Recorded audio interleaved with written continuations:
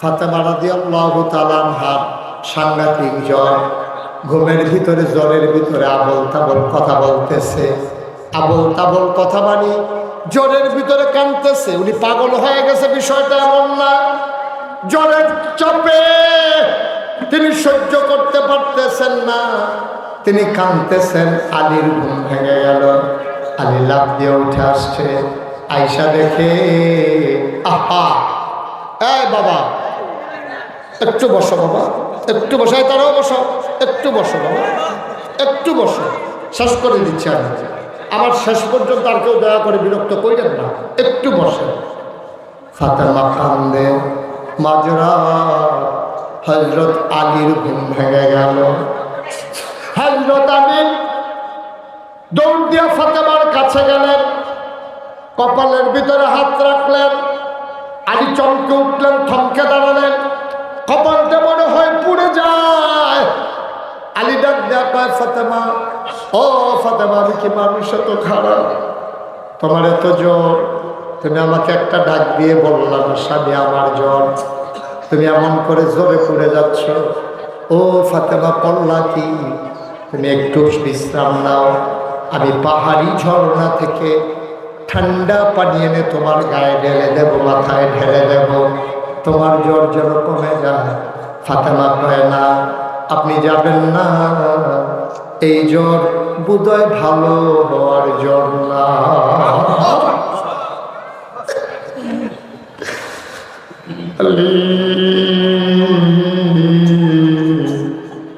আমি বোধহয় আর বাঁচব না।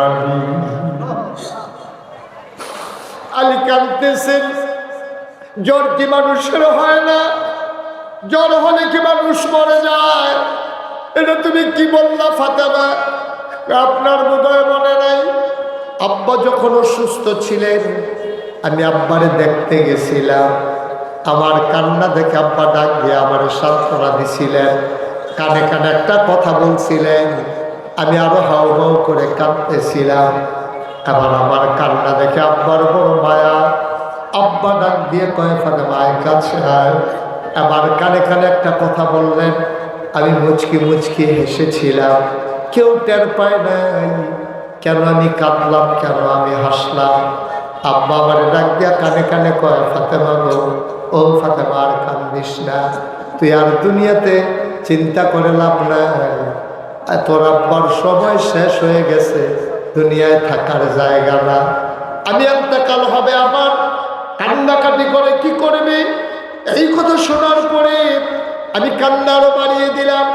আবার আব্বা আমারে ডাক দিয়া কানে কানে কয়, ফাতেমা, ও ফাতেমা, তোর জন্য একটা খুশির খবর আছে ফাতেমা। এই আমি যখন মরে যাব, আমার পরিবারের ভেতরে সবার আগে জান্নাতে যে মানুষটার সাথে দেখা হবে সে হইল আমার ফাতেমা।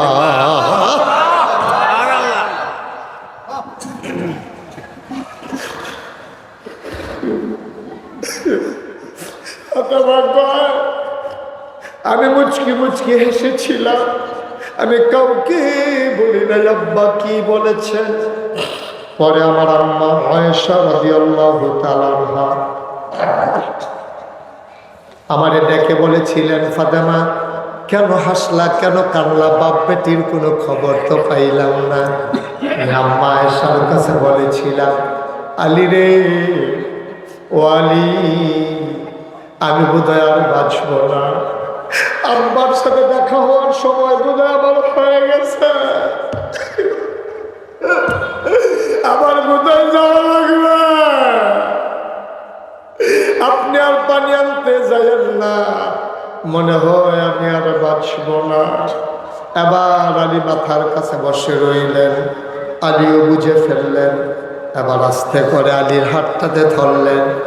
ধরে ফাতেমা কয়, আলী, আব্বা বলেছেন যেই পুরুষ তার স্ত্রীকে ভালো বলে সে নাকি জান্নাতি মহিলা। আমি যদি মরে যাই, আপনি আমারে বলে দেন আমি কি খারাপ মহিলা না ভালো মহিলা? আপনি ভালো বললে আমি নাকি ভালো হিসাবে কিয়ামতের ময়দানে জায়গা পাবো, আপনি আমার ব্যাপারে মত দেন।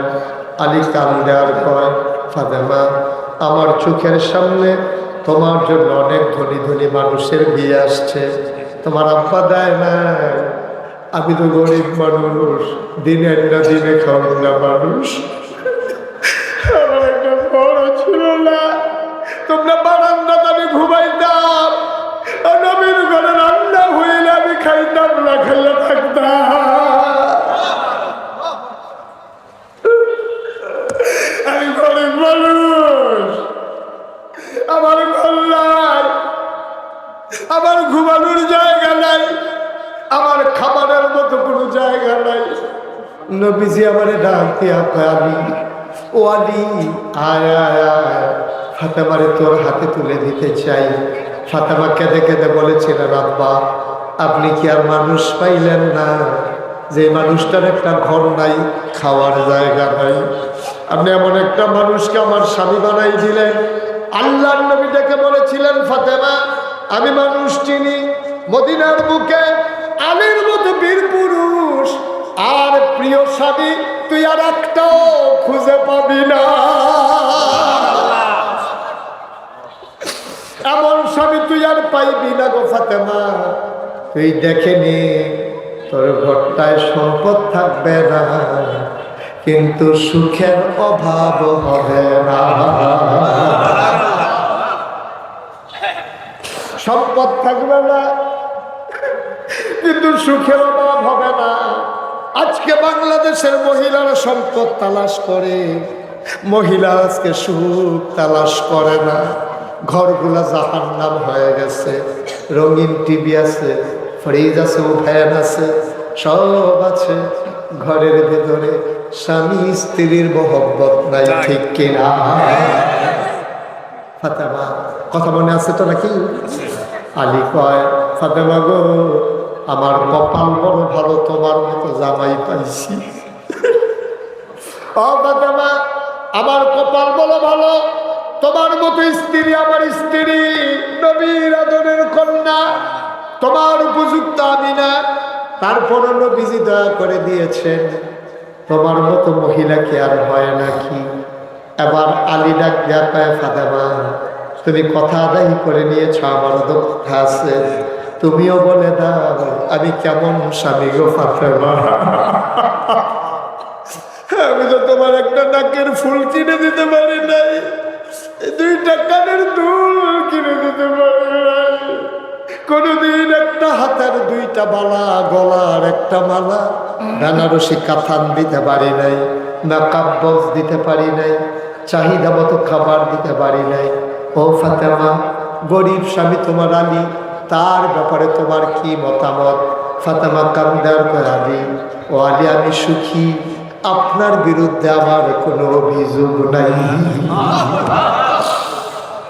ফাতেমা কা হাসান হুসেন একটু ডাকেন, ছোট্ট মানুষ ঘুমিয়ে আছে ওরা।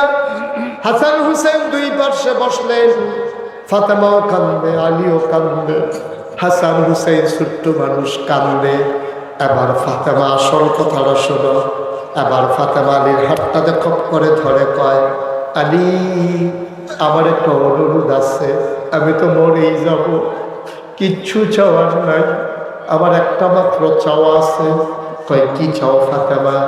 আমি যদি রাতের বেলা মরে যাই, রাতের বেলায় 2-4 জন পাড়া প্রতিবেশী বন্ধু বান্ধব ডাক দিয়া হাসান হুসাইন রে নিয়া আপনার ইমামতিতে আমার জানাজা দিয়ে দিয়েন।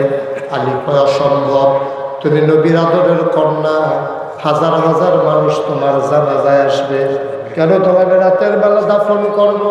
ফাতেমা ডাক দিয়া কয়, আলী, কেউ যদি জিজ্ঞেস করে আপনি বলবেন এটা আমি ফাতেমার চাওয়া। কয়, কেন তুমি এটা চাও? কয়, চাই এই জন্য, আমি যখন জন্ম হয়েছে, আমার উপরে পর্দার ফরজ বিধান যখন চালু হয়েছে, আপনার সাথে বিয়ে হওয়ার আগ পর্যন্ত বাবার ঘরে ছিলাম, কোনোদিন একটা ভিন্ন পুরুষ আমারে দেখে নাই। আপনার ঘরে যখন আসছি, তারপরেও কোনো ভিন্ন পুরুষ আমারে দেখে নাই, বিয়ের আগেও না, বিয়ের পরেও না। এখন আমি মরে যাব, মরার পরে যদি কাফন পরানো হয়, মুর্দারের খাটে যদি আপনি রাখেন, দিনের আলোতে সবাই দেখবে ফাতেমা লম্বা ছিল না খাটো ছিল, চিকন ছিল না মোটা ছিল। ওই কাফনের উপর দিয়ে দূর বোঝা যাবে। আমি দূর বুঝাইতে চাই না। জীবনে বিয়ের আগে বিয়ের পরে কোনো দিন কোনো মহিলার সামনে কোনো পুরুষের সামনে যাই নাই। মৃত্যুর পরে লাশ হইয়া মদিনার কোনো মানুষের সামনে পড়তে চাই না।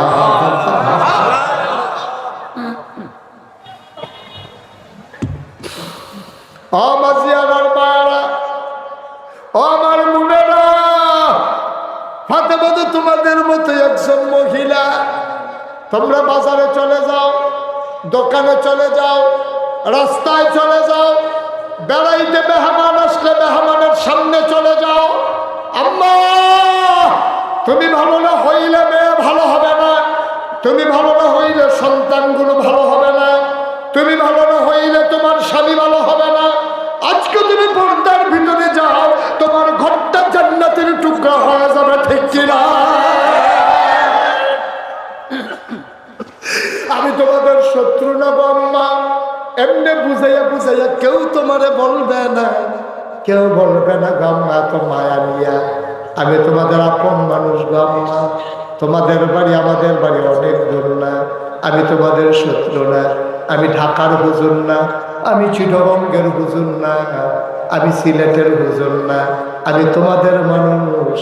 আমার বাড়ি ব্রাহ্মণপাড়ায়, তোমাদের বাড়ি নবীনগরে। হাতে পায়ে ধরে অনুরোধ করে বলে যায়, বাবা, ও বাবা, তোমরা তোমার মেয়েদেরকে ঘরে সামলাও, স্ত্রীদেরকে ঘরে সামলাও। আর মায়েরা, তুমি পর্দায় যাও, তোমার স্বামীকে পর্দায় নিয়ে আসো। তোমার মেয়ে কলেজে পড়ে আমার আপত্তি নাই, তবে তোমার মেয়ে বোরকা ছাড়া কলেজে যাবে না, ঠিক কিনা? আমার যুবকেরা, তোমাদেরকে এনশিওর করতে হবে। আজকে বাংলাদেশে মেয়েরা যখন কলেজে যায়, স্কুলে যায়, আমার যুবকেরা ব্রিজের উপরে বসে থাকে। আর মেয়েরা যখন যাইতে যায় তখন টিটকারি মারে, মস্কারা করে। এই যুবক, এটা না তোর বোন, এটা না তোর বোন? তুই যদি তোর বোনের টিটকারি মারস, সাইয়া রাখবো কাটা। তুই সে কারো এই কথা না কবি, এই মাঝিয়ার আর কোনো ফলাফল যদি কোনো মেয়ের দিকে চোখ তুইলা তাকাইছ, চোখ জায়গায় থাকবে না, চোখ খুলে ফেলবো, ঠিক কিনা? কম যুবকগুলো আস হয়ে যাও। আমার মেয়েদেরকে চলতে দাও নির্বিঘ্নে, আমার মায়েদেরকে চলতে দাও। তোমার কাছে বোন আমানত, তুমি মুসলমান যুবক, সুতরাং তোমার বোনকে তুমি টিটকারি মারবা, সাদা কাগজে লেখে রাখো। তুমি যদি এই ব্রিজে বসে তোমার আরেক মাইয়ারে টিটকারি মারো, তোমার বইনের টিটকারি মারোর লেগে সামনের ব্রিজে আরো 60 জন বইয়া হচ্ছে, ঠিক কিনা? আমরার জিয়ের যদি আমরা টিটকারি মারি, আমরার বইনের যদি আমরা টিটকারি মারি, তো সাইয়া রাখবো কেন? সাইয়া রাখবো কেন? ওই দেখছো না কপাল খারাপ তো। এই 5ই আগস্টের পরে আমি মুশতাক ফয়েজি এই কুমিল্লা জেলায় যতগুলো হিন্দু মন্দির ছিল সবগুলো মন্দিরে পাহারা এনশিওর করেছি। আমি ডিসি সাহেবের সাথে মিটিং করে, এসপি সাহেবের সাথে মিটিং করে, প্রতিটি উপজেলার যে টিউনুর সাথে, থানার ওসির সাথে মিটিং করে আমরা চাই নাই যে কোনো মন্দিরের ভিতরে হামলা হোক। যেই মন্দিরের লোকগুলোকে আমরা পাহারা দিলাম তারা সংখ্যালঘু বলে আজকে তারাই আমার ভাইকে চিটাগংয়ে হত্যা করো, ঠিক কিনা? এই জন্য আমরা তাদেরকে পাহারা দিছিলাম না। আমরা মনে করেছিলাম তারা সংখ্যায় কম, তাদের উপরে যেন কেউ আঘাত না করে। সাধারণ জীবন ভাই ভাই ঠাই ঠাই হয়ে একসাথে মিলেমিশে চলতে চাই। হিন্দু আমাদের শত্রু না। তোমরা হিন্দু হিন্দু মনে করো কেন? আমরা মুসলমানরা মনে করি আমরা 1 নম্বর, আমাদের পরিচয় আমরা মুসলমান। তারপরে আমাদের সবার একটাই পরিচয়, আমরা বাংলাদেশে অবস্থান করি। হিন্দু হোক, বৌদ্ধ হোক, খ্রিস্টান হোক, মুসলমান হোক, আমরা সবাই বাংলাদেশি, ঠিক কিনা? সুতরাং তোমার দেশে বাংলাদেশ, আমার দেশে বাংলাদেশ। তোমরা খালি সংখ্যায় কম, সংখ্যায় কম, আমরারে মারে, আমরারে গুতায়। আরে বেটা মার ফেরো তো বাচ্চা এমনি থাকে না, তোরা যেমনি বাংলাদেশও আছে। মার ফেরো এমনি বাচ্চায় থাকে না। একটা হিন্দু টের পাও নাই, মূর্তি পূজার সময় তোমাদের দুর্গা পূজার সময় আমাদের মুসলমান ছেলেরা তোমাদের নিরাপত্তা এনশিওর করে, তোমাদের উপরে আঘাত করে না, টিটকারি মারে না, মস্কারা করে না, তোমাদের ধর্ম তোমরা করো। আজকে তোমরা আমাদের উপরে চড়াও হয়েছ ৯২ জন মুসলমান। আমরা বলেছি ওরা বুঝে নাই, ওরা বুঝে নাই, এই জন্য আমরা বুঝের মতো কাজ করব না। ওরা মুসলমানের উপর আক্রমণ করেছে, ওরা বুঝে নাই কোন জায়গায় হাত দিছে। আমরা মুসলমান, আমরা ইনশাআল্লাহ ধৈর্যের পরিচয় দেব, ঠিক কিনা বলো?